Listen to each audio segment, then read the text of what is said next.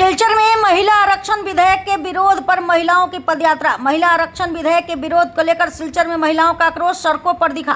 नरसिंह टोला मैदान से हजारों महिलाओं ने तिरंगा और बैनर के साथ पदयात्रा निकाली, जो रांगीर खाड़ी पॉइंट पर सभा में समाप्त हुई। प्रदर्शनकारियों ने आरोप लगाया कि विपक्ष के विरोध के कारण महिलाओं को 33% आरक्षण देने का प्रयास विफल हुआ। सभा में इसे महिलाओं के सम्मान पर आघात बताते हुए कड़ी निंदा की गई और चेतावनी दी गई कि नारी शक्ति अपने अधिकारों के लिए आंदोलन जारी रखेगी।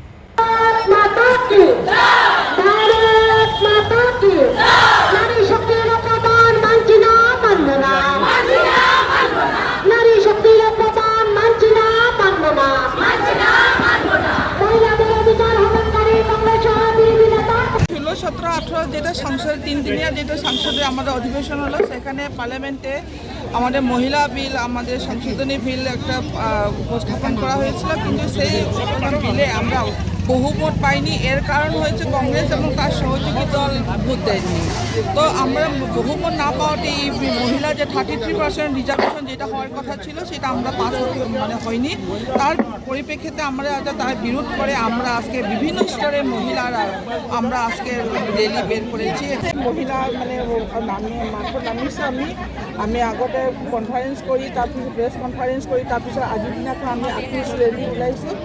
বিভিন্ন অসমৰ বিভিন্ন ঠাইত, ভাৰতবৰ্ষৰ বিভিন্ন ঠাইতে এনেকুৱা হৈ আছে, কাৰণ আমাৰ যিটো বিল আমাৰ 33% ৰিজাৰ্ভেশ্যন বিল পাছ হ'লে আমি মহিলাসকলে এটা ভাল আমি চান্স পালোঁ হয়, কিন্তু আজিৰ দিনাখন যিটো 33% ৰিজাৰ্ভেশ্যনৰ বিলটো পাছ নোহোৱাৰ কাৰণে আমাৰ মহিলাসকল আমি খুবেই আমি বিৰাট বেয়া লাগিছে। আৰু এইটো আমাৰ কাৰণে কলা সাংসদৰ যিটো বিল, এই রেলিটা যে আমরা কোনো রাজনৈতিকভাবে নই, কোনো জাতিগত না, সব জাতি ধর্ম বর্ণ নির্বিশেষে আমরা সব মহিলারা একজুট হয়ে আমরা যেহেতু আপনারা সবারই অবগত আছে যে 16-17 তারিখে যে বিলটা মহিলা 30%-এর যে বিল পাস করার জন্য যে সংসদে পেশ করা হয়েছিল, সেই বিলটাতে কংগ্রেস পার্টি এবং সহযোগী বিরোধীরাই যে একত্রে মিলিত হয়ে তারা যে এই বিলের বিরুদ্ধে তারা ভোটদান করে এটা যে বন্ধ করে দিয়েছে, পাস হতে বন্ধ করে দিয়েছে সংসদে।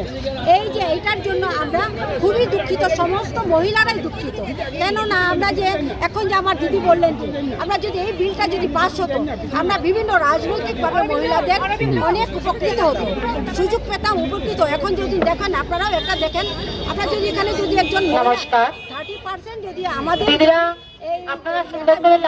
যদি থাকতো, তখন আমাদের বাধ্যতামূলকভাবে আমাদের এমপি বলেন শৃঙ্খলা বজায় রাখবেন আপনারা, আমরা পেতাম।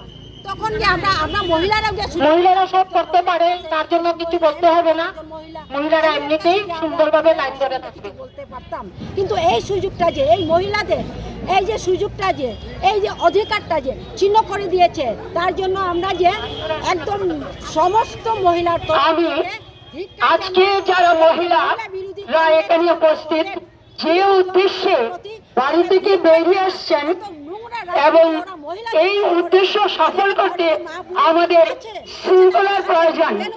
এখন আমরা সবাইকে অনুরোধ করব যাতে সুশৃঙ্খলভাবে দাঁড়িয়ে আমরা যেন আমাদের র্যালিটা সার্থক এবং সুন্দর করে তুলতে পারি এবং সমাজকে, রাষ্ট্রকে দেখিয়ে দিতে পারি যে আমরা যে উদ্দেশ্যে লড়াই করছি এবং এই র্যালিটা করছি তা যেন আমরা সার্থক করে তুলতে পারি।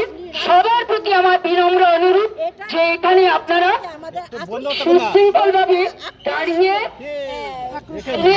আমরা পদযাত্রা এটা আমরা বের করেছি, আমরা সাকসেসফুল হব। এই কংগ্রেস শক্তি জিন্দাবাদ।